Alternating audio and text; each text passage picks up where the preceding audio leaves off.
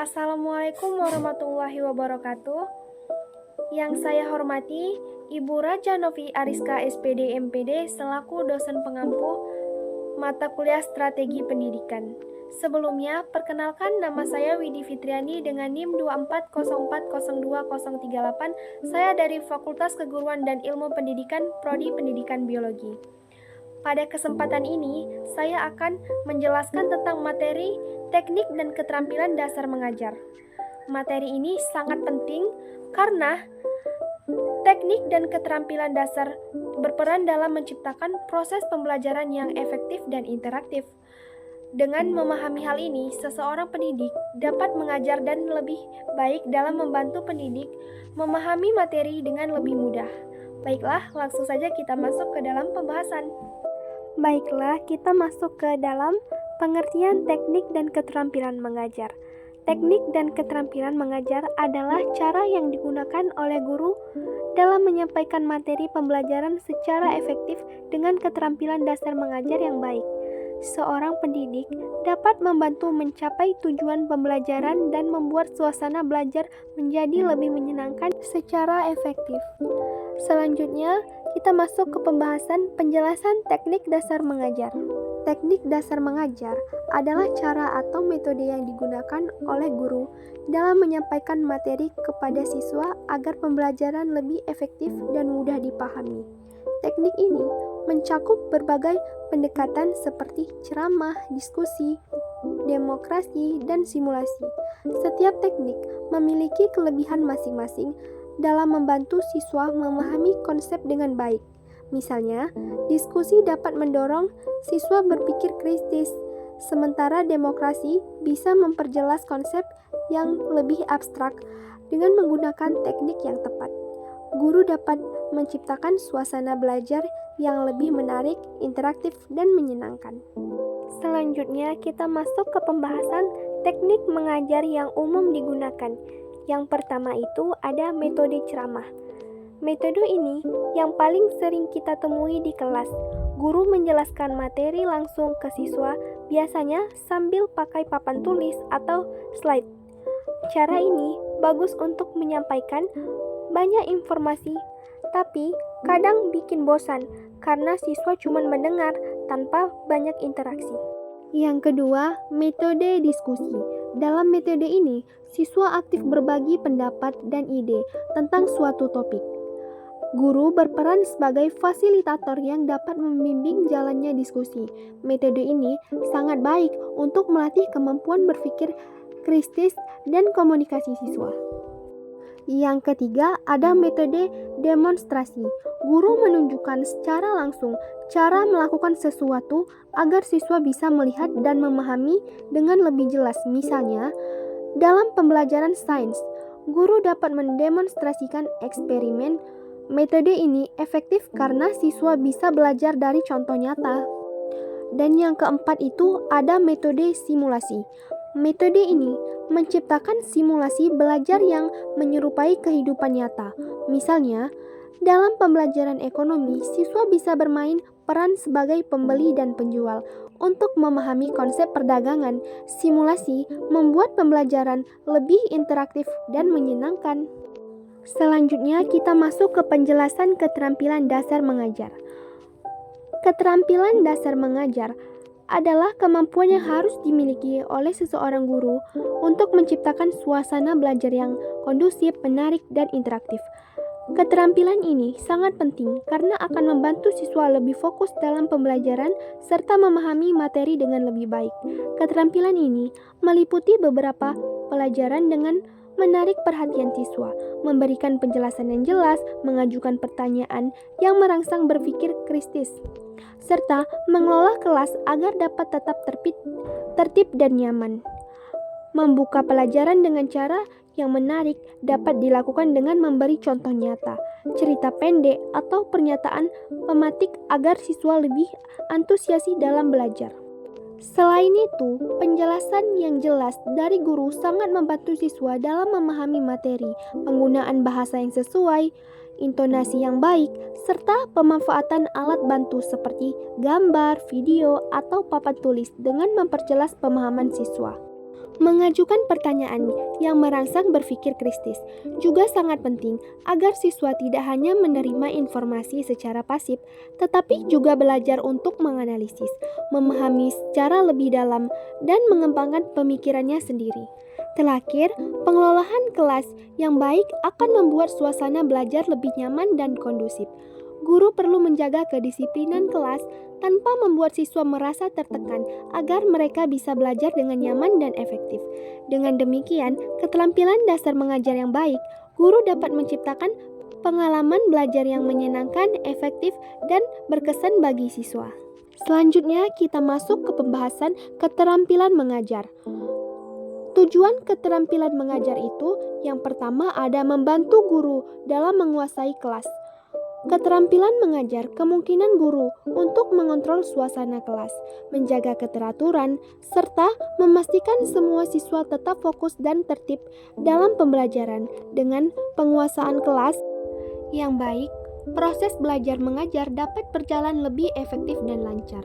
Selanjutnya, meningkatkan minat siswa dalam belajar. Guru yang memiliki keterampilan mengajar yang baik dapat menyampaikan materi dengan cara yang menarik, tidak membosankan. Hal ini bisa dilakukan dengan variasi metode mengajar seperti diskusi, demonstrasi, atau simulasi, sehingga siswa lebih antusiasi dalam mengikuti pembelajaran. Selanjutnya itu, menyampaikan materi secara jelas dan tertekstur agar siswa bisa memahami pelajaran dengan baik. Penyampaian materi harus sistematis dan mudah dipahami. Guru perlu mengatur alur pembelajaran dengan baik, menggunakan bahasa yang sesuai, serta memanfaatkan media pembelajaran seperti gambar, video, atau alat peraga untuk membantu pemahaman siswa. Selanjutnya itu, memberikan pemahaman yang baik mendalam kepada siswa. Keterampilan mengajar dengan bertujuan untuk memastikan siswa tidak hanya menghafal materi, tetapi benar-benar memahami secara mendalam. Guru dapat mendorong siswa untuk berpikir kritis dengan mengajukan pertanyaan, memberikan contoh nyata, serta mengaitkan materi dengan kehidupan sehari-hari. Dengan demikian, keterampilan mengajar yang baik, proses pembelajaran akan menjadi lebih efektif, menyenangkan, berdampak positif bagi pengembangan akademik siswa. Selanjutnya, kita masuk ke pembahasan keterampilan dasar yang harus dikuasai guru. Yang pertama itu, keterampilan membuka pembelajaran. Guru perlu memiliki teknik yang menarik perhatian siswa di awal pembelajaran agar mereka siap menerima materi. Hal ini bisa dilakukan dengan memberikan pertanyaan pematik, bercerita singkat, menunjukkan gambar atau video yang relevan, atau melakukan aktivitas kecil yang menarik perhatian. Contohnya itu seperti, siapa yang tahu tentang perubahan iklim?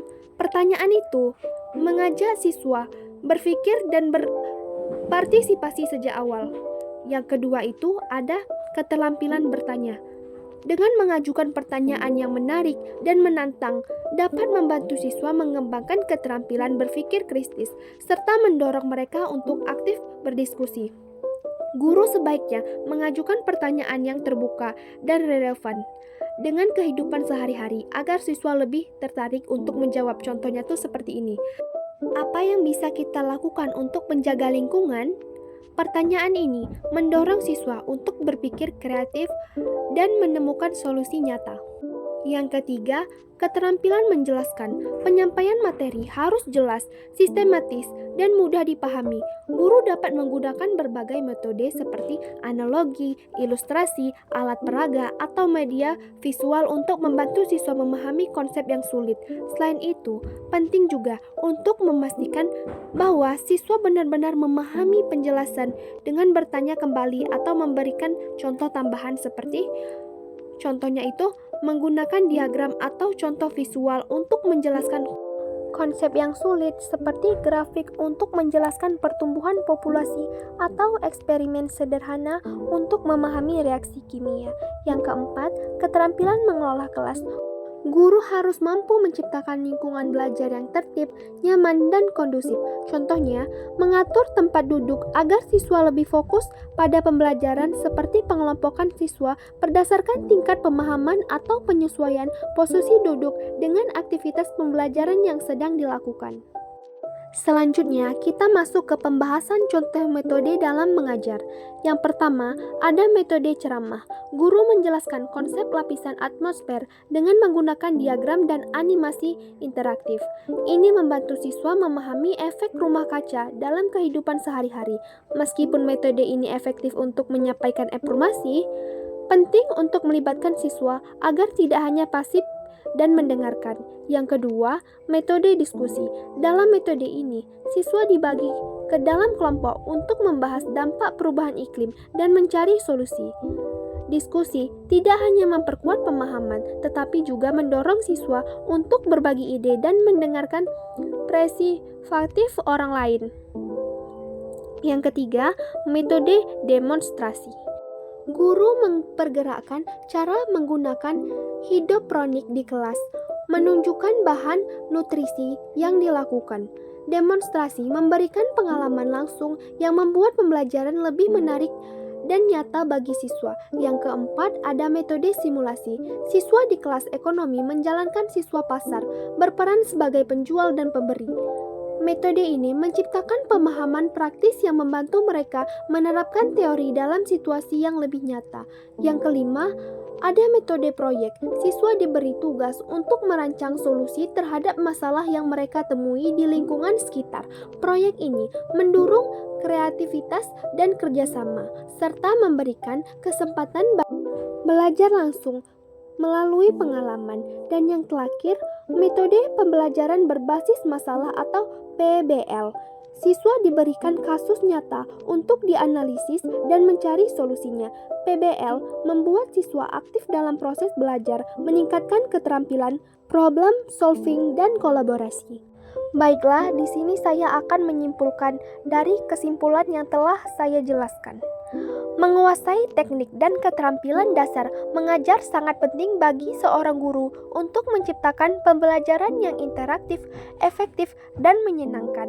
Dengan keterampilan ini, guru dapat membantu siswa memahami materi lebih baik dan mencapai pembelajaran. Baiklah, terima kasih. Sekian yang bisa saya jelaskan. Lebih kurangnya saya mohon maaf. Terima kasih telah menyimak sampai habis. Wassalamualaikum warahmatullahi wabarakatuh.